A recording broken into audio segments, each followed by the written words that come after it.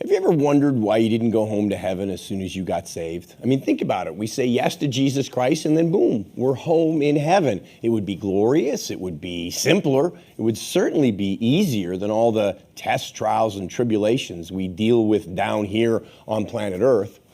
I'll tell you the reason you didn't go home to heaven as soon as you got saved. It's because God has had a plan since day 6, and that is to have a people in the earth willing to be in relationship with him who will rule and reign by his power in his authority, all to his glory. It's right there in Genesis 1, verses 26 through 28. Look at this. It says, God made us, man, in his image, according to his likeness, and to have us rule over all the earth. God created man in his own image. In the image of God, he created us, male and female, he created us. And then God blessed us, and God said, be fruitful and multiply. Fill the earth, subdue it, and rule. Did you catch that? So for the first 25 verses of Genesis 1, God is bringing forth all of creation.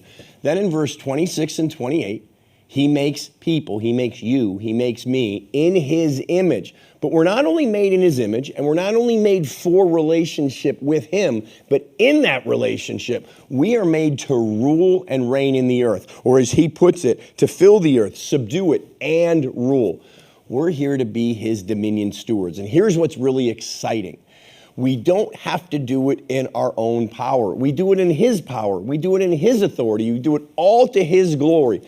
But it's one of the main reasons we receive the gift of the Holy Spirit, not only for deep union, communion, friendship, and fellowship with our Heavenly Father, but also so we receive all the power of the Holy Spirit to rule and reign here in the earth as our Heavenly Father's dominion stewards, his representatives, are quite literally his representers to all of creation. That's why you've been given power, like the power to shift atmospheres, the power to work miracles, the power of decree, the power to make wealth, and so much more power.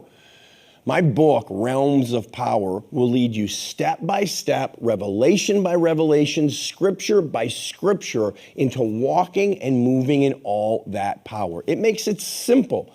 It outlines for you the different realms of power that you've received and then gives you keys, steps, so you can begin moving in those untapped dimensions of Holy Spirit power and become the power-packed expression of your Heavenly Father and his kingdom here in the earth.